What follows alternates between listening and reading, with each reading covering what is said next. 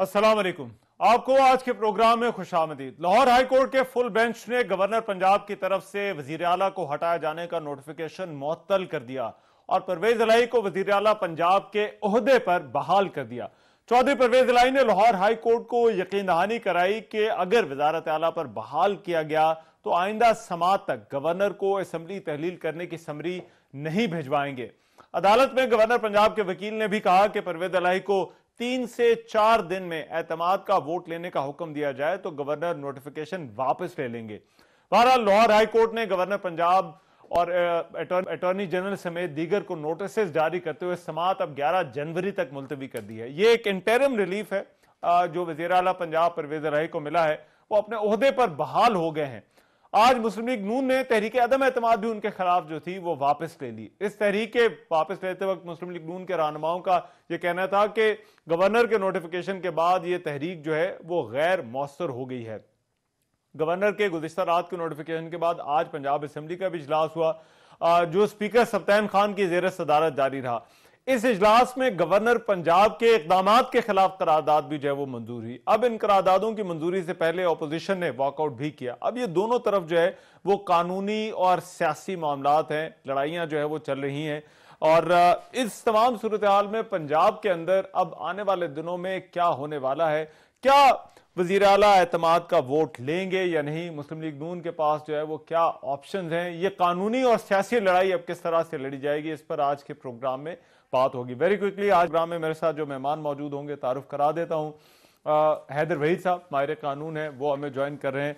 वासिक कयूम अब्बासी साहब deputy speaker Punjab assembly Pakistan Tehreek Insaf से, वो हमारे साथ होंगे। और अताउल्लाह तारड़ साहब मुआविन खुसूसी बराए कानून और दाखिला अमूर मुस्लिम लीग नून से, वो आज प्रोग्राम में हमारे साथ मौजूद होंगे। लेकिन पहले वफाकी वजीर कानून आजम नजीर तारड़ साहब इस वक्त मेरे साथ मौजूद हैं। जरा आज के फैसले पर उनका रद्दमल जान लेते हैं। आजम नजीर तारड़ साहब बहुत शुक्रिया सर।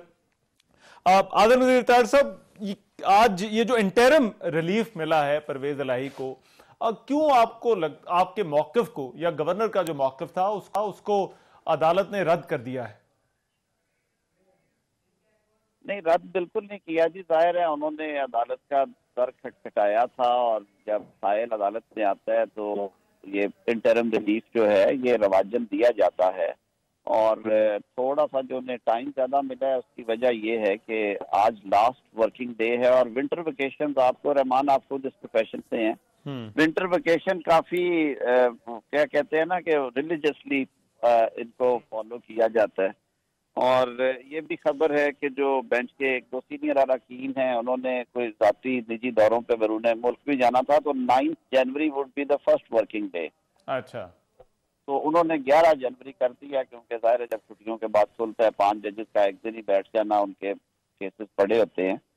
और मैं नहीं समझता कि उसमें कोई ऐसा एक बात अलबत्ता आज ये साबित हो गई जो बहुत बुलंदोबंद दावे थे कि बारहा अदालत के पूछने के बावजूद और फिर जब गवर्नर साहब के वकील खालिद इसहाक साहब पेश हुए हैं उनकी ऑफर के बावजूद जो वज़ीर आला पंजाब हैं उनके वकील ने ये तस्लीम किया कि वो फौरी तौर पे वोट ऑफ कॉन्फिडेंस नहीं लेना चाहते। यानी ये साबित हो गया कि परवेज इलाही साहब के पास असेंबली की मेजॉरिटी 186 वोट नहीं है। अच्छा, और अब ऐसे वजीर आला को ये इख्तियार कैसे हो सकता है जो कि अक्सरियत को की नुमाइंदगी नहीं करते कि वो एक आईनी असेंबली को तोड़ दें ताकि वो रुखसत ना हो सके, वो नो कॉन्फिडेंस ना हो सके या वाइस वर्सा वो वोट ऑफ कॉन्फिडेंस ना ले सके। तो पॉलिटिकली मैं समझता हूँ कि ये आज उनके लिए भारी दिन था। अच्छा। पर्चा आउट हो गया, ये राज जो है वो फाश हो गया कि उनके पास ही does not command majority of the members in. अच्छा, ये तो सर सियासी है, आपने उसका पहलू जो है वो बयान किया, लेकिन कानूनी तौर पर अब आपके पास क्या ऑप्शंस क्या हैं? मेरे ख्याल में जब मामला अदालत में है और मैंने अभी ऑर्डर नहीं पढ़ा, ऑर्डर आएगा तो कोर्ट कुछ चीजों की वजाहत कर देती होती है। अच्छा। उसमें कि इन्होंने किस तरह की इख्तियारात इस्तेमाल करने हैं और ये इंटरिम रिलीफ जो है वो उसमें जो अंडरटेकिंग है उसके हद तक वो क्या कहते हैं ये सारी चीजें अभी कहना कबल वक्त होगा। मैं इस पे कोई सियासी बयान जारी नहीं करूंगा। मेरा जो पेशा है वकालत का वो मुझे इजाजत नहीं देता कि मैं कोर्ट ऑर्डर पढ़े बगैर उस पर फर्दर कमेंट करूं। अच्छा चले सर, सियासी नहीं, आपसे कानूनी चीज ही पूछ लेते हैं। अब वो गवर्नर के आज जो इनको इंटरिम रिलीफ मिला है, पीटीआई ये कहती है कि हमने तो लीगैलिटी को जो है, जो गवर्नर के ऑर्डर की लीगैलिटी थी उसको जो है वो चैलेंज जो है वो किया था। तो वो अगर लीगैलिटी चैलेंज होती है, उसके अगेंस्ट रिलीफ मिलता है, तो क्या गवर्नर के खिलाफ कोई कार्रवाई या खत के लिए तहरीक इंसाफ जो है वो लिख सकती है या कह सकती है, या वजीर आला? देखिए, वो बिल्कुल उनकी मर्जी है, जिस तरह की मर्जी चिट्ठियां लिखें, लेकिन आपने खुद आज की प्रोसीडिंग फॉलो की होंगी। बारहा ये आर्ग्यू किया गया और बारहा अदालत की तरफ से ये बावर करवाया गया जी जफर साहब को कि ये गवर्नर का आईनी हक है और वो हक बिल्कुल सिर्फ वो इस्तेमाल करेंगे, इसमें स्पीकर का या किसी और का अमल दखल नहीं है। सिर्फ एक बात के ऊपर अदालत ने ये जो पिटीशंस हैं इनमें नोटिस जारी किए हैं, वो था कि रीजनेबल टाइम जो है वो मिलना चाहिए कि नहीं। पास्ट प्रेसिडेंट्स में, क्योंकि मंजूर भट्टू साहब वाला केस जो है वो हमारे सामने है, जिसमें हाई कोर्ट ने फाइनल सुनने के बाद 10 रोज का टाइम दिया था कि 10 रोज का एक रीजनेबल टाइम है कि 10 रोज के अंदर अंदर वोट ऑफ कॉन्फिडेंस होना चाहिए, और मिनिमम भी उसका मतलब यही है कि वो 8, 9, 10 रोज हो जाए। जो इन्हें को 7-8 दिन की और स्पेस मिल गई है वो विंटर वेकेशन की वजह से मिली है। अच्छा, अगर ये देखें, अगर असेंबली तोड़ना चाहते हैं फॉर एग्जांपल, ठीक, असेंबली इखलाकी तौर पे तो फिर वही वजीर आला तोड़ेगा ना जिसके पास मेजॉरिटी वोट है। वैलिडली कॉन्स्टिट्यूशनली वो वजीर आला रहने का हकदार है, और उसके बावजूद वो रजा कराना तौर पे असेंबली तोड़ता है। ये तो बहुत आसान है कि आप एतमाद खो जाएं और एक फर्दे वाहिद जिसके साथ असेंबली की अक्सरियत नहीं है वो असेंबली तोड़ के घर चला जाए। ये तो आइन की मंशा नहीं है। आज ये राज तो खुल गया ना, जो वो बार बार कहते थे कि हमारा कोई कुछ नहीं बिगाड़ सकता, हम हुकूमत करेंगे, हम नहीं करेंगे तो ये नहीं करेंगे। ये बात तयशुदा है कि वजीर आला पंजाब के पास अक्सरियत नहीं है, एक बात। दूसरी बात यह है कि कोर्ट ने आज किसी जगह पे नहीं कहा कि गवर्नर ने गैर आईनी इक़दाम किया है। अदालत ने इंटरिम रिलीफ दिया है उनसे अंडरटेकिंग लेके, और एक स्टेज पर उन्होंने कहा था कि अगर अंडरटेकिंग नहीं आएगी, यकीन दहानी इन राइटिंग आप नहीं देंगे हमें, तो फिर कोई इंटरिम रिलीफ नहीं है।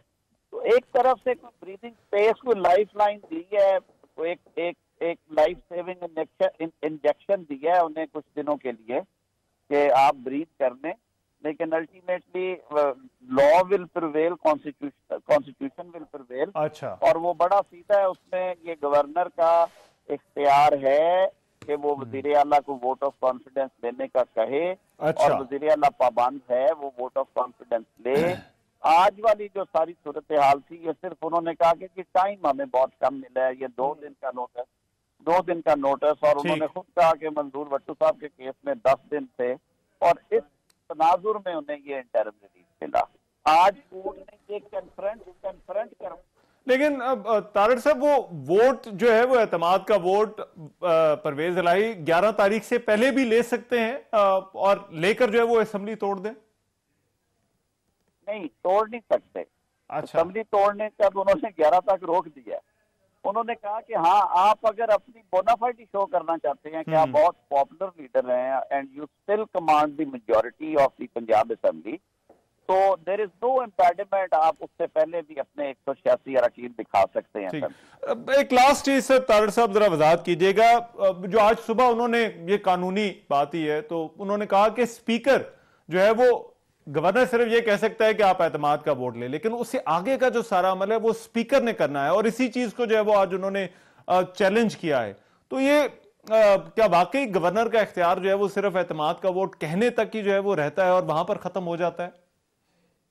सामान ये बातें तय हो चुकी है मंजूर भट्टू साहब के केस में और पीर साबर शाह के केस में, इसीलिए अदालत ने उन्हें कहा कि हम आपकी ये बातें सुनेंगे, टाइम के हवाले से सुनेंगे, बाकी बातों को भी देख सकते हैं, लेकिन आप पहले इंटरिम रिलीफ आपको उस सूरत में मिलेगा कि आप हमें ये राइटिंग दें वज़ीर आला पंजाब की तरफ से कि वो जान नहीं छुड़ा लेंगे, छुटकारा नहीं पाएंगे, यानी असेंबली डिसॉल्व नहीं करेंगे। तो मैं समझता हूँ कि जो बात मैंने शुरू में की थी कि ये पॉलिटिकल लिहाज से काफी डैमेजिंग है वज़ीर आला पंजाब के लिए ठीक। कि वो अदालत गए और अदालत जाके उन्होंने एक तरह से ये माना कि उनके पास अक्सरियत नहीं, वरना वो आज असेंबली का अच्छा। इजलास आया हुआ था ना, सारी बात खत्म हो जानी थी। सुल्तान खान साहब ने इजलास बुलाया हुआ था, आज हाँ। इजलास हुआ भी है।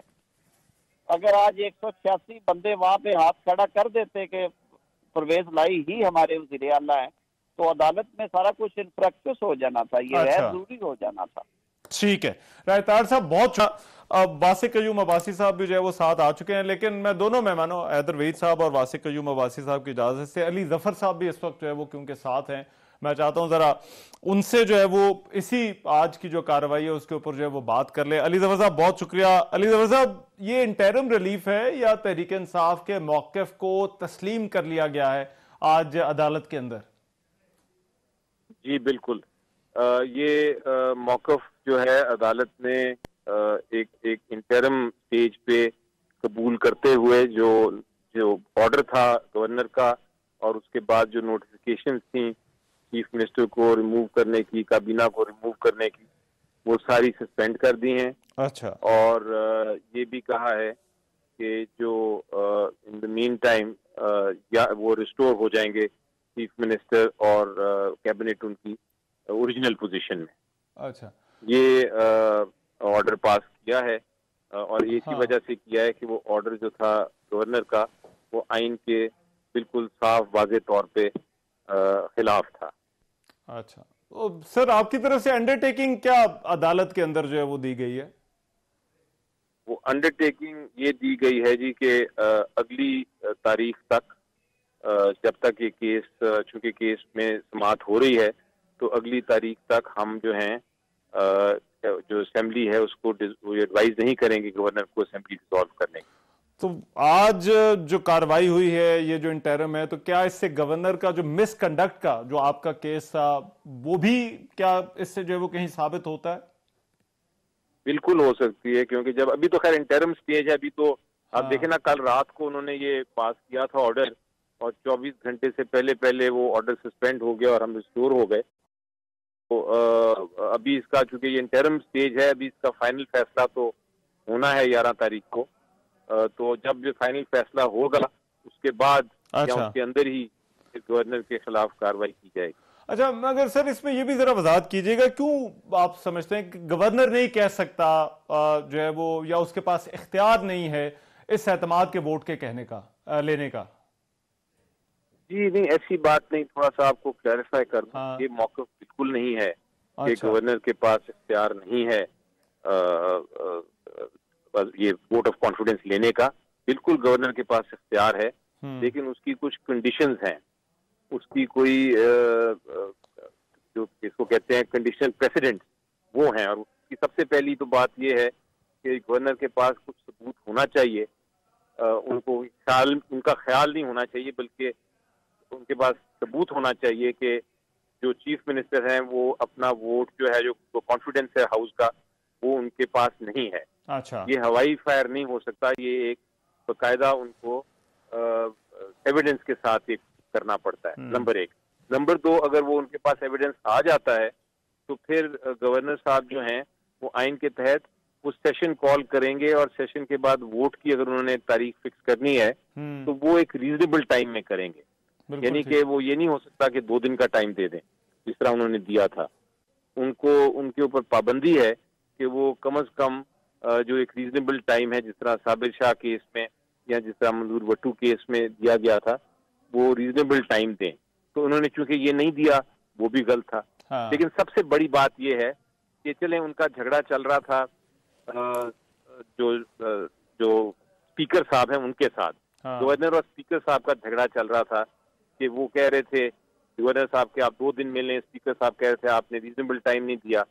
लेकिन उसका कॉन्सिक्वेंस जो था, उसका नतीजा ये था कि जो गवर्नर साहब हैं उन्होंने टारगेट किया स्पीकर को नहीं। अच्छा। उन्होंने टारगेट कर दिया चीफ मिनिस्टर को, जिनका कोई ताल्लुक ही नहीं था इस झगड़े से।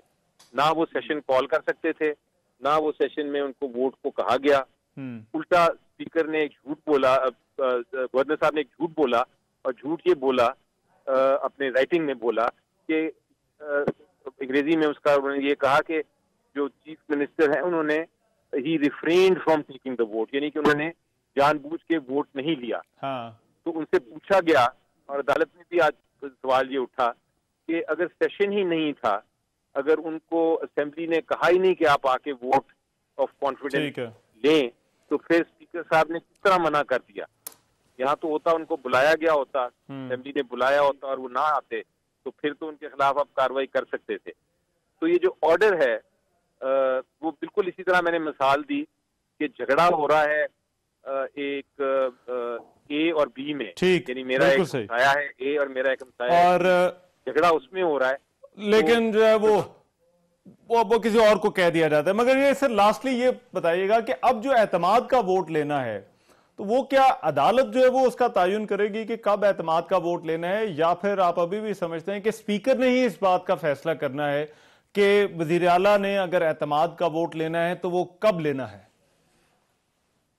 बड़ी इंटरेस्टिंग एक इसकी चीज भी की है अदालत ने। हाँ। और अदालत ने ये कहा है कि आप अगर 11 तारीख से पहले किसी वक्त भी इत्माद का वोट लेना चाहें तो आप पे कोई कतगन नहीं है। अच्छा। तो इसका मतलब ये है कि एक ऑप्शन हमारे पास अवेलेबल है कि हम 11 तारीख से पहले अगर चाहें तो हम वोट ऑफ कॉन्फिडेंस ले सकते हैं। ठीक है, राइट। बहुत शुक्रिया बैरिस्टर फॉर हमारे साथ मौजूद है, और उनका कहना था ये पहले भी हो सकता है 11 तारीख से पहले।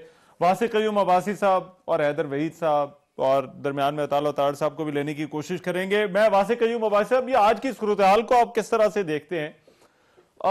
इंटरिम ऑर्डर है, लेकिन क्या ये कानूनी तौर पर साथ साथ जो है वो सियासी तौर पर भी आप समझते हैं कि आज जो पीटीआई का मौकफ है वो दुरुस्त साबित हुआ है? क्योंकि नून लीग अभी भी, ये जो आजम नजीर ताड़ साहब ने भी बात की, उन्होंने कहा कि सियासी तौर पर कहीं ऐसा तो नहीं कि आप वीकर ग्राउंड पर आ गए हैं?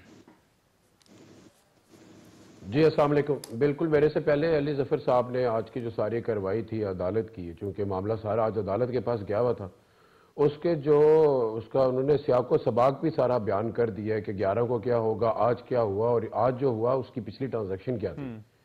देखें, पीटीआई अपने मॉरल ग्राउंड्स के ऊपर ही स्टैंड कर रही है और पंजाब गवर्नमेंट अपने मॉरल ग्राउंड्स के ऊपर स्टैंड कर रही है, और स्टैंड करते हुए हमने अपनी कॉन्स्टिट्यूशनल जो लिमिटेशंस हैं उनको कभी क्रॉस नहीं किया, और उसको ना क्रॉस करके आज की जो फतह है इंटरिम, जो एक रात के 12 बजे इतने जिल्लत में जो क्यास मचाया गया, और उस क्यास की वजह से आज पूरा दिन जाया हुआ, और सारे आपको पता है तमाम गवर्नमेंटल अफेयर्स सब चीजें छोड़ के सारे एक ही काम पे लग गए कि अदालत से क्या फैसला आएगा।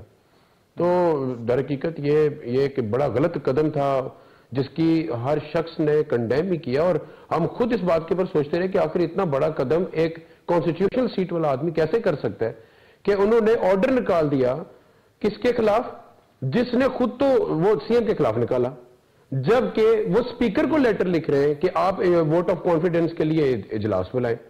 तो भाई इजलास परवेज इलाही साहब ने तो बुलाना नहीं था कि वो कहते कि चूंकि मेरी वोट ऑफ कॉन्फिडेंस है मैं इजलास बुलाता हूं। कानून ये कहता है कि वोट ऑफ कॉन्फिडेंस के लिए गवर्नर नहीं कहना था, लेकिन गवर्नर ने जो कहना है ना आर्टिकल 130 की शिक 7 के मुताबिक उसके जो प्री रेक्विजिट्स हैं वो पूरे करके करने हैं। वो ऐसे नहीं मूड के मुताबिक नहीं करना कि मैंने आज रात को ख्वाब देख लिया है तो आपने परसों सुबह ये काम कर लेना है। तो इसलिए आज जो हुआ मेरे ख्याल में कोई सबक ले लेना चाहिए और इनको होश के नाखुन लेने चाहिए। मजीद क्या लेकिन आपके खिलाफ जो तहरीक अदम एतमाद है वासिक साहब, जो आपके खिलाफ तहरीक अदम एतमाद है उसका अभी क्या स्टेटस है? जो वजीर आला के खिलाफ थी वो तो उन्होंने वापस ले ली, वैसे वो भी सवाल है कि वो आपको क्या लगता है क्यों उन्होंने वापस ली है? तो और आपके खिलाफ जो तहरीक अदम एतमाद है उसका उन्होंने ये समझा कि देखें जी, आपने दो सवाल किए। आपका पहला सवाल जो था वो था हमारी अदम एतमाद के हवाले से जो स्पीकर और डिप्टी स्पीकर के खिलाफ आई हुई है।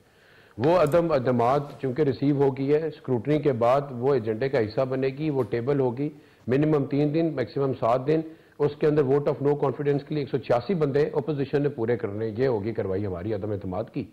और जो उसके पैरेलल एक और काम जो गवर्नर की समरी से शुरू हुआ था कि वोट ऑफ कॉन्फिडेंस लेना है सीएम साहब ने, तो वो भी आपके सामने पैरेलल चलता रहा और ये काम यहाँ पर आ गया कि अब 11 तारीख को सारों को उन्होंने समन कर दिया। सारे जाएंगे तो फैसला करेंगे कि इसका क्या करना है। तो आपका जो पहला सवाल था वो इसी के हवाले से अच्छा। कि अदम एतमाद का इन प्रोसेस है, वो कर ले उसको अदम एतमाद। हम तो उनको कह रहे थे कि आप इस पे भी शुआ क्यों मचा रहे, अदम एतमाद हमारे खिलाफ करनी है। अच्छा। आपको वैसे ही बंदे चाहिए, सीक्रेट बैलेटिंग है तो आप सीएम के खिलाफ भी कर दें, क्योंकि अदम एतमाद के सिलसिले में भी नतीजे में आप ये चाहते हैं कि अदम एतमाद आपकी कामयाब हो और गवर्नमेंट घर चली जाए। और अगर अदम एतमाद के साथ साथ जो पैरेलल आपने समरी भेजी है वोट ऑफ कॉन्फिडेंस की, वो भी तो आप यही चाह रहे थे कि ये वोट ऑफ कॉन्फिडेंस ना ले सके और ये नाकाम हो। तो जब दोनों का रास्ता एक है तो आप इस अदम एतमाद को टेकअप करते चलाते, फैसला हो जाता, आप कर लेते फैसले अरकान असेंबली।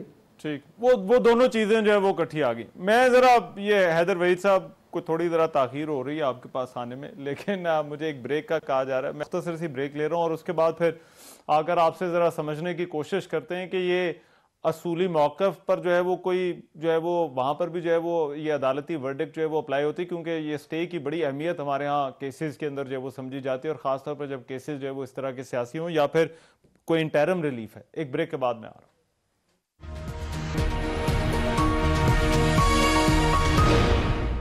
ब्रेक के बाद खुशामदीद। हैदर वहीद साहब, ये जरा समझाइएगा कि क्या ये इंटरम रिलीफ है जो आज अदालत ने जो वो दिया है, या इससे बढ़कर भी आपको लगता है कि कहीं ना कहीं वो जो गवर्नर का नोटिफिकेशन था उसकी भी लीगैलिटी और इलीगैलिटी का फैसला हो गया? देखिए, मेरे ख्याल से तो हम बड़ी देर से अब मैं सुन रहा हूँ कि लोग आके ये कह रहे हैं कि बड़ी पीटीआई की जो है मौक़िफ़ को मान लिया है, या पता नहीं पीटीआई को कोई जो है बड़ी आर्जी कामयाबी हासिल हुई है। मेरे ख्याल से तो पीटीआई की बहुत बड़ी आज शिकस्त हुई है। आप इसको इस तरह देखें ना कि ये सारा सर्कस जो है, इसको सर्कस कह लेते हैं। ये सर्कस शुरू क्यों हुआ था? ये सर्कस शुरू हुआ था क्योंकि खान साहब अपने लॉन्ग मार्च के बाद एक रास्ता फरार जब चाहते थे तो उन्होंने डिसल्यूजन की बात की थी। अब वो एक और बात है कि डिसल्यूजन वो शायद जरूर चाहते भी होंगे, उनकी एक मकबूलियत है। 5 साल का मैंडेट अगर आज मिल जाता है 2 बड़े सूबों में तो 10 साल के बाद वाले जो है वो इलेक्शन उनके लिए आसान हो सकते हैं। एस्टैब्लिशमेंट उन्हें इग्नोर नहीं कर सकती, उनकी डिस्क्वालिफिकेशन और उनके जेल जाने पर असर पड़ सकता है। मैं नहीं कह रहा कि डिसल्यूजन वो एक्चुअली नहीं चाहते, वो जरूर चाहते होंगे, लेकिन अगर वो डिसल्यूजन चाहते थे तो उसके बाद ये जो अदम एतमाद की भी जो आज वापस भी ले ली नून लीग ने, और जो वोट ऑफ कॉन्फिडेंस के लिए भी नून लीग ने कहा था, गवर्नर ने कहा था, तो ये सब तो सिर्फ इसलिए कहा था ना कि आप डिसॉल्व ना कर सके। इनको कौन सा पेट में दर्द था, या ये को बड़ा चाह रहे थे आपके ख्याल से कि नो कॉन्फिडेंस एक्चुअली लाइन, इनके पास तो है नहीं नंबर। तो एक्चुअली पीटीआई की शिकस्त हुई है आज, और वो इस तरह से हुई है कि ये आप देखें जनवरी में बात चली, वो तो अभी डिसॉल्व करने जा रहे थे। हम कह रहे हैं कि वो नोटिफिकेशन बड़ा जो है वो सस्पेंड हो गया। भाई नोटिफिकेशन तो लाया इसीलिए गया था सिर्फ के डिसॉल्व ना कर सकें, और कोई पर्पस ही नहीं था नोटिफिकेशन लाने का। डी नोटिफाई जो किया वजीर को, मेरे ख्याल से पहली बात है उसमें अपनी जगह भी काफी पेचीदगियां हैं कि नॉन इलेक्टेड बंदा जो है वो एक इलेक्टेड चीफ मिनिस्टर को डी नोटिफाई कर रहा है, और जरूर एक काइन में लिखा है कि अगर आप एतमाद का वोट नहीं लेंगे तो आप नहीं रहेंगे वजीर आला, लेकिन उसमें 2 कानूनी पेचीदगियों पर पहले बात भी होनी थी। और एक और बड़ी इंपॉर्टेंट बात है यहाँ पे कि देखें, ये अब एक गवर्नर कहता है कि आप एतमाद का वोट लें, स्पीकर की रूलिंग आ जाती है कि नहीं, गवर्नर की बात को हम रद्द करते हैं। चीफ मिनिस्टर तो ये कह सकता था ना कि स्पीकर की रूलिंग सही या गलत है तो अदालत बताएगी, ये तो रूलिंग थी तो मैं कैसे एतमाद का वोट लेता, मैं कैसे डी नोटिफाई हो सकता हूँ। लेकिन एक्चुअली अदालत ने अपनी तरफ से बैलेंस फैसला किया, क्योंकि जाहिर है कि वो ये नहीं कर सकते थे कि मैं आपको बहाल कर देता हूँ और आप फिर रिजॉल्व कर दें और केस इनफ्रैक्चुअस हो जाए। लेकिन जो डेट इतनी आगे की दी है मेरे ख्याल से वो पीटीआई के लिए बहुत डैमिंग है। डिसोल्यूशन अब जो है वो अगले साल को चलेगी। वो वहां पर आपको लगता है कि वो पीटीआई का लॉस है? अता तारिक साहब जो है वो वजीर आजम के मुआविन खुसूसी साथ हैं, थैंक यू सो मच। अता तारिक साहब, ये क्यों रिलीफ मिल गया आज आपको लगता है पीटीआई को अदालत से? देखिए, मेरा ख्याल है ये पीटीआई को रिलीफ नहीं मिला, कुछ हद तक हाँ काफ लीग को जरूर मिला है, बिकॉज इमरान खान साहब की मंशा ये थी कि असेंबलियों को फौरी तौर पे तहलील कर दिया जाए। जुम्मे की डेडलाइन थी, आज के दिन केपीके और पंजाब की असेंबली में तहलील होना था। अगर परवेज इलाही साहब फाउल प्ले ना करते तो असेंबलियां तहलील भी हो सकती थी और ये सारा मामला इमरान खान साहब की मंशा के मुताबिक हो सकता था। मगर जब तरीके एतमाद जमा हुई है तो असेंबली सेक्रेटेरिएट रात गए, मेरा नहीं ख्याल कि परवेज इलाही की मर्जी के बगैर खुला था। अच्छा, तो वो देखे ना, वो अफसर जो रात तक बैठे हुए थे वो किस लिए बैठे हुए थे? I be very open about that. तो ये परवेज इलाही साहब चाहते ही नहीं थे कि असेंबलियां टूटे, और उन्होंने ऑब्वियसली डॉज किया इमरान खान साहब को। मगर इसमें देखिए जो जुडिशियल ऑर्डर आया है पहली बात तो ये कि वोट ऑफ कॉन्फिडेंस का ऑर्डर उन्होंने सेटिसाइड नहीं किया, सस्पेंड किया है। ठीक है जी। अब वोट और वो उन्हें कभी ना कभी वोट ऑफ कॉन्फिडेंस देना पड़ेगा। जो डी नोटिफिकेशन है वो सेटिसाइड नहीं हुआ, सस्पेंड हुआ, इसलिए वोट ऑफ कॉन्फिडेंस चाहे वो जनवरी में ले, जब भी लें, वो गवर्नर का प्रेरोगेटिव है, उनकी अथॉरिटी है, आइन में क्लियर लिखा है, वो तो लेना पड़ेगा कभी ना कभी। बट वक्ती तौर पे ये हुआ है कि असेंबलियों की तहलील रुक गई है और वज़ीर आला को कंटिन्यू करने का मौका दे दिया गया है। तो इसमें मैं नहीं समझता कि इमरान खान साहब के लिए कोई विक्ट्री है। तो आप लोगों ने अदम एतमाद की तहरीक क्यों वापस ले ली है सर आज? देखिए वो तो बड़ा क्लियर है ना, हमारी स्ट्रेटेजी थी जिसके तहत हमने वोट ऑफ कॉन्फिडेंस पहले मांगा और जो अदम एतमाद है वो बाद में जमा कराई ताकि असेंबली तहलील ना हो सके। अब 63A की इंटरप्रिटेशन के बाद अनलेस को बहुत बड़ा ग्रुप आपको ज्वाइन करे, वोटों की गिनती में कानूनी इम्पेडिमेंट्स हैं, लीगल इम्पेडिमेंट्स हैं। तो इसलिए मैं ये समझता हूँ कि हमारी स्ट्रेटेजी तो ठीक थी। वो आज हमने विड्रॉ करके अच्छा किया है, मगर वजीर आला कितनी देर छुप लेंगे। आज जो इनकी तादाद थी हाउस में वो तकरीबन 171 172 के करीब। सर ये कहाँ गए हैं बंदे? ये आप लोग बड़े कॉन्फिडेंट जो है वो हैं कि लोग जो है वो इनके पास नहीं है, तो लोग हैं कहाँ इनके जो पीटीआई के लोग हैं? तो एक खातून है बसमा, उनको परवेज इलाही साहब ने कहा है कि आप बाहर ही रहें। अच्छा। और कुछ 4-5 लोग हैं जो मुल्क से बाहर होंगे, अब हमें नहीं पता किधर है, मगर मेजॉरिटी मेंबर असेंबलियों की तहलील नहीं चाहते। वो नहीं चाहते कि कोई जो ऑर्डर आया है कि असेंबलियां तहलील कर दी जाए। 5 साल का मैंडेट है, अवाम ने मैंडेट दिया है और हर एमपी का ये हक है कि उसका टेन्योर कंप्लीट हो।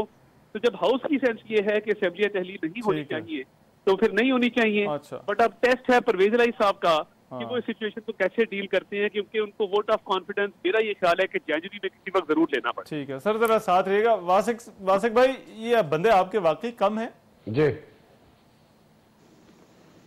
वोट ऑफ कॉन्फिडेंस अगर करनी है तो हमारे पास इनके मुताबिक 171, हमारे रिकॉर्ड के मुताबिक 180 प्लस थे, जिसमें से 5 बंदे हमारे वो हैं जो उम्रे पे गए हैं और 2 बीमार हैं और बाकियों ने अपने फोन के ऊपर कॉन्सेंट दे दिया। मैं हैरान हूं, जिन्होंने वोट ऑफ नो कॉन्फिडेंस देनी है उनके आज कितने बंदे थे? और आज तो स्ट्रेंथ डे है ना, स्ट्रेंथ डे के मुताबिक अगर इन्होंने कह दिया कि 171 इनके मुताबिक हमारे थे और इनका 100 भी पूरा नहीं आ जाया, तो ये वोट ऑफ नो कॉन्फिडेंस कहां से पूरी करेंगे? रही बात उसकी बंदों की या अपने नैरेटिव की, हमारे नैरेटिव के साथ लोग बिल्कुल स्टैंड करते हैं। बंदे हमारे पूरे, हमने राय फरार, आप लोगों ने राय फरार इख्तियार की है और हम लोग आपको पहले ही कह रहे थे कि जो इसका तरीकाकार है कि अगर आप लोग चाहते हैं कि गवर्नमेंट चली जाए, कि इसलिए आपने vote of no confidence and vote of confidence दोनों के लिए कहा। जब दोनों का मुद्दा इस बात पर निकलता है कि गवर्नमेंट चली जाए, तो आप अपने आजमा लें ना, अपने बंदों को आजमा लें और लेके आ जाए, वोट ऑफ नो कॉन्फिडेंस में वोटिंग करा लें। 186 बंदे आपने पूरे करने, बता दें कहां से करेंगे? आपके तो टोटल नंबर भी इतने पूरे नहीं होते, तो फिर कैसे पूरे करेंगे? तो ख्वाहिशात का बार बार जिक्र करना और दिल की बातें करना, ये फर्क है, और हकीकत को बयान करना, इसमें फर्क है। बैरिस्टर अली जफर, उनका तो ये कहना है कि वोट ऑफ कॉन्फिडेंस अगर 11 जनवरी से कोई पहले भी परवेज इलाही करा लेते हैं तो उसके बाद वो तोड़ सकते हैं। तहरीक अदम एतमाद जो है वो वापस हम ये चाहते हैं कि जो गवर्नर साहब ने लेटर लिखा है और इसकी डेथ में जाना, और ये जो अभी पूरा मामला आ गया कि कोर्ट ने उनको बुला लिया 11 तारीख को ना, और कोर्ट ने इस दफा सारों को बुलाया कि ताकि हम लोग एक दफा फेडरल की भी नुमाइंदगी हो जाएगी और वज़ीर आला भी आ जाएंगे एंड स्पीकर भी आ जाएंगे और एक दफा पूरे मामले की छानबीन कर ले। वो 1 दिन लेते हैं या 2 दिन लेते हैं, कोर्ट ने अपना फैसला सुनाना है कि कौन गलत था कौन ठीक था, पहले इसका तो हाल हवालो। और ये मैटर प्रेजुडिस है और मैं उसके ऊपर उसके लंबी चौड़ी बात नहीं करूंगा क्योंकि 11 को सारी बात, बट अगेन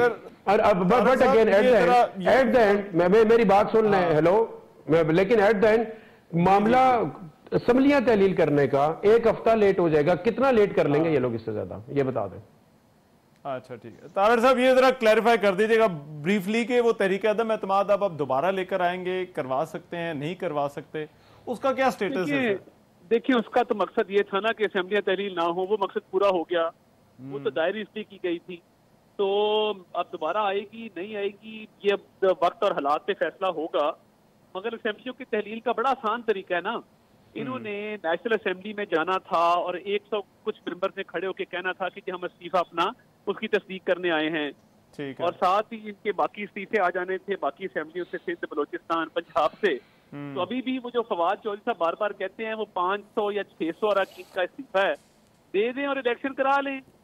ऑटोमेटिकली असेंबलियां तहलील हो जाएंगी। यानी असेंबलियां तो तहलील करने का ये बड़ा आसान तरीका है।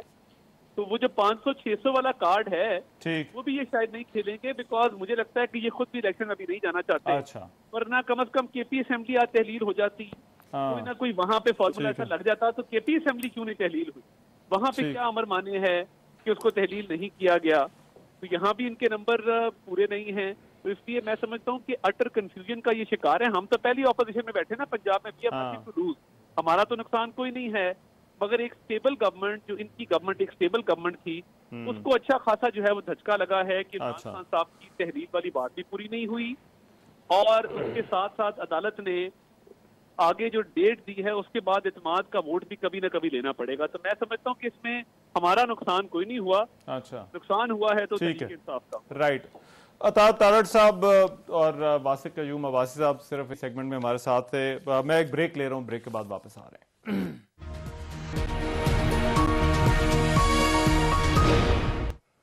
ब्रेक के बाद प्रोग्राम में एक मरतबा फिर से खुशामदीद। हैदर वहीद साहब, ये एक ऑर्डर है लेकिन उसकी दो रीडिंग्स हैं। जो आजम नजीर तारड़ साहब ने बात की, उन्होंने कहा कि ये 11 से पहले असम्बलियां नहीं तोड़ सकते, लेकिन अली जफर ये कह रहे थे कि 11 से पहले भी जो है वो असम्बली तहलील हो सकती है। तो आपकी अपनी इस ऑर्डर की जो है वो रीडिंग क्या है, ये जो इंटरिम रिलीफ आज इन्हें जो है वो मिला है? देखें, बज़ाहिर जो बातें हुई हैं उसमें तो यही लगता है कि वो नहीं तोड़ सकते, लेकिन जिस बुनियाद पे उनको रोका गया है कि वो ना तोड़ें असेंबली, वो बुनियाद ही ये है कि आपने क्योंकि वोट ऑफ कॉन्फिडेंस नहीं लिया और उसके नतीजे में आपको डी नोटिफाई किया है, तो हम आपकी डी नोटिफिकेशन तो रिवर्स कर देते हैं, लेकिन आप वोट ऑफ कॉन्फिडेंस लिए बगैर डिसॉल्व नहीं कर सकते। तो अब अगर ये इस सारी चीज को हम साथ देखें तो लगता यही है कि इस वक्त ऑर्डर अपनी जगह है। ऑर्डर कहता है कि आपको हम नोटिफाई फिर से कर देते हैं, लेकिन आप डिसॉल्व नहीं करेंगे। और उन सारी चीजों की वजह यह कि क्योंकि आपने वोट ऑफ कॉन्फिडेंस नहीं लिया है, जो कि गवर्नर साहब ने आपको लेने को कहा था, और अगर रीजनेबल टाइम नहीं दिया था तो चलें आप रीजनेबल टाइम में ले लीजिएगा, लेकिन लिए बगैर आप डिसॉल्व नहीं कर सकते। तो मैं इसको इस तरह रीड करूंगा कि जब तक अगर वो वोट ऑफ कॉन्फिडेंस 11 तारीख से पहले ले लेते हैं तो वो जाएंगे फिर से कोर्ट, दरखास्त बोलेंगे कि आप मेरी ये पाबंदी हटा दें डिसोल्यूशन की, क्योंकि मैंने तो वोट ऑफ कॉन्फिडेंस अब ले लिया है, तो जिस वजह से आपने मुझे रोका था वो वजह अब नहीं रही, तो लिहाजा अब मैं डिसॉल्व कर सकता हूं। लेकिन ये सारा मफरूजा इसलिए है क्योंकि परवेज इलाही की चाबी इमरान खान के पास नहीं कहीं और है, तो ये होगा तो नहीं ना, ये तो आपको भी शायद पता है।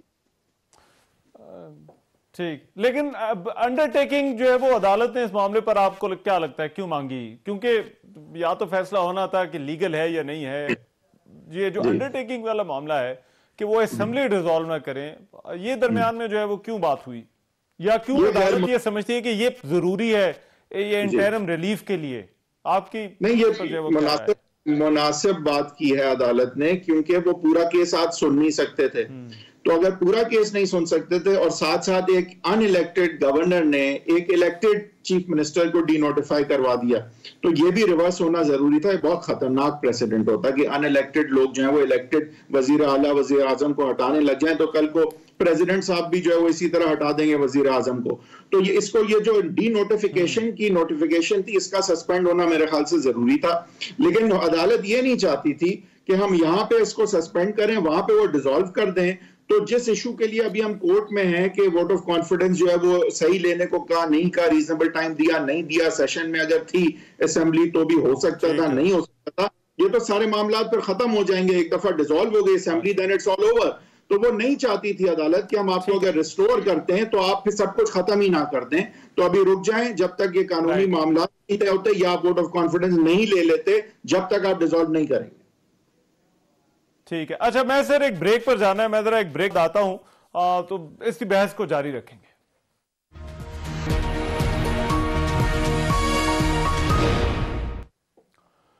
ब्रेक के बाद प्रोग्राम में एक मरतबा फिर से खुशामदीद। बात हो रही है स्पीकर का इख्तियार क्या है, गवर्नर का इख्तियार जो है वो क्या है इस सारे सिलसिले के अंदर, और गवर्नर की तरफ से जो ऑर्डर जारी किया गया वो कहां पर जाकर जो है वो रुकता है। मैं हैदर वहीद साहब, इसमें स्पीकर के इख्तियार पर जो बात हो रही है, ये मौक़िफ़ स्पीकर की तरफ से अपनाया गया कि गवर्नर का इख्तियार वहां पर खत्म हो जाता है जहां पर वो ये कहते हैं कि वज़ीर आला एतमाद का वोट लें। उससे आगे फिर स्पीकर की मर्जी है कि स्पीकर उस इजलास को जो है वो किस तरह से बुलाता है। क्या ये सही रीडिंग होगी इन मामलात की, या फिर जो है वो अदालत इस हवाले से आपको लगता है कोई बड़ी क्लियर वर्डिक्ट जो है वो दे सकती है? नहीं, मेरा नहीं ख्याल ये सही रीडिंग है। उसकी वजह ये कि जब गवर्नर का एक आईनी इख्तियार है कि अगर वो समझता है, इफ ही इज सैटिस्फाइड कि मेजॉरिटी का कॉन्फिडेंस वजीर आला खो बैठे हैं, तो वो एक प्रोविंशियल असेंबली के इजलास को समन कर सकता है और एतमाद का वोट लेने को वजीर आला को कह सकता है। ये बात तो क्लियर है कि वो ये कर सकता है। तो दो बातें थी यहाँ पे, कर तो सकता है, लेकिन क्या 2 दिन में बुला सकता है? मैं आज आपको 40 मिनट में तो नहीं कह सकता कि आप वोट ऑफ कॉन्फिडेंस लें। और अदम एतमाद के लिए जब 3 से 7 दिन दिए गए हैं, तो फिर वोट ऑफ कॉन्फिडेंस के लिए 2 दिन कम तो नहीं है। ये एक इशू जरूर था। दूसरा इशू ये था कि अगर समन करने का कहा गया है तो उसका मतलब है नया इजलास, तो क्या ऑनगोइंग इजलास के वक्त ही हो सकता है? मेरे ख्याल से हो सकता है, क्योंकि ऐसा नहीं है कि अगर समन की पावर है तो इसका मतलब है अगर इजलास होता है और वो वजीर आला उसे कंटिन्यू करे 5 साल, तो फिर गवर्नर के अहकाम जो है उन पर अमल दरामद ही ना हो। तो पहली बात तो ये कि गवर्नर ये कहना गलत है स्पीकर का कि आप हुक्म दे दें लेकिन तामील ना हो, ये मैं इंश्योर कर सकता हूँ। तो ये बात गलत है। हाँ, लेकिन ये जो रेफरेंस वाली बात, ये जो रेफरेंस वाली जो चीज जो स्पीकर की तरफ से जो बात की जा रही है कि वो रेफरेंस भिजवा सकते हैं गवर्नर के मिसकॉन्डक्ट पर, तो आपको इस सारे मामले में लगता है कि गवर्नर का जो है वो मिसकॉन्डक्ट जो है वो साबित होता है, या बिलफर्ज आगे जाकर अदालत ये कहती है कि नहीं, ये जो गवर्नर ने नोटिफिकेशन दिया था ये गैर आईनी था?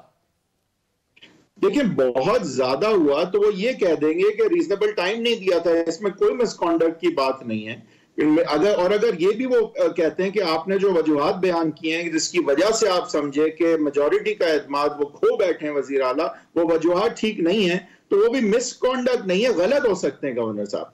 देखिए ये बात जो है ना, प्लीज समझें कि ये सारी बात जो है ना उसको हमें होलिस्टिकली पहलू के अलावा देखें। सिंपल बात है, ये चाहते थे, पीटीआई चाहती थी कि असेंबली डिसॉल्व हो, परवेज इलाही चाहते थे ना हो, परवेज इलाही को जो चाबी देता है वो भी चाहता था ना हो, पीएमएल नून भी चाहती थी कि ना हो। आज क्या हुआ? असेंबली डिसॉल्व नहीं हो सकती अब, और बात चली गई है जनवरी में। अब है तो ये इंटरिम ऑर्डर, और मेरे ख्याल से बैलेंस्ड ऑर्डर है, बस एक चीज गैर मामूली है। ये गैर मामूली नहीं है कि डीनोटिफाई करने का नोटिफिकेशन सस्पेंड कर दिया गया, होना भी चाहिए था। ये गैर मामूली नहीं है कि जब तक फाइनल फैसला नहीं होता और एतमाद का वोट नहीं लेते वजीर आला तो उनको रोक दिया जाए डिसॉल्व करने से। ये गैर मामूली नहीं है। मेरे लिए गैर मामूली ये बात जरूर है, लेकिन कि जो डे टू डे चीज हो रही थी वहां अदालत ने 2 हफ्ते बाद की, 3 हफ्ते बाद की डेट दे दी है, जैसे ये कोई रूटीन का मामला है। ये मेरे लिए बहुत ज्यादा गैर मामूली बात थी कि जो डे टू डे मतलब बिल्कुल एक अर्जेंट तरीन चीज है जो रोज बदल रही है, तो वहां सारी पार्टियां मुतमईन थी कि 2.5 हफ्ते के लिए ये तो एक सीज फायर सॉर्ट ऑफ हुआ है जैसे, और अदालत ने यहां मावनत की है। और मैं नहीं समझता कि ये वो चीज थी कि जिसमें 2.5-3 हफ्ते में विंटर वेकेशन इसके रास्ते में किस तरह आ गया। ये तो वो मामलात हैं जिसके लिए रात को अदालतें खुलती हैं। तो मैं तो समझता हूं ये मेरे लिए जो गैर मामूली बात है, ऑर्डर बैलेंस्ड है, ऑर्डर बिल्कुल बैलेंस्ड है। अदर देन कि इतनी लंबी डेट दे देना, ये तो लगता है कि जो अब आपको लगता है कि 11 को, हैदर भाई ये जरा थोड़ा क्लियर कीजिएगा, 11 को अदालत भी स्पीकर को कह सकती है कि इजलास इस दिन इस तारीख को जो है वो इतने बजे इजलास बुलाया जाए, या फिर जो स्पीकर का मौकफ है कि ये तो सरासर है ही जो है वो उनका प्रेरोगेटिव है कि इजलास जो है वो कैसे बुलाना है? तो क्या इस चीज का फैसला स्पीकर करेंगे या फिर इसका फैसला अदालत भी करके जो है वो इस मामले को निपटा सकती है? ये जो है एतमाद के वोट के लेने के हवाले से ये सवाबदी गवर्नर की है, स्पीकर की नहीं है। और अदालत जो है वो इस बात को सामने रखते हुए ये जरूर कह सकती है कि चलें, गवर्नर ने 2 दिन कम दिए थे, अब तो इतने दिन मिल गए ना आपको पता था एतमाद का वोट आपने लेना है, 3 हफ्ते गुजर गए, 4 दिन हम और देते हैं, आप ले लें जाके वोट ऑफ कॉन्फिडेंस, और अगर आप ले सकते हैं उसके बाद डिसॉल्व कर दें, तो ये भी हो सकता है। लेकिन ये जरूर अब लग रहा है कि जब तक वो वोट ऑफ कॉन्फिडेंस नहीं लेंगे तो मुझे नहीं लगता कि डिसॉल्व कर पाएंगे, और मेरे ख्याल से डिसॉल्व वो करना चाहते भी नहीं है, ना उनको चाबी देने वाले चाहते हैं, ना पीएमएल नून चाहती है, तो रह गए खान साहब, उनकी भी बेशतर पार्टी नहीं चाहती। तो अब या तो खान साहब ये बहुत शुक्रिया हैदर वहीद साहब, बहुत शुक्रिया हैदर वहीद साहब हमारे साथ मौजूद है। बाकी मेहमान जो प्रोग्राम में मौजूद है उनका भी बहुत शुक्रिया। आज के प्रोग्राम से इतना ही, इजाजत दीजिए, अल्लाह निगहबान।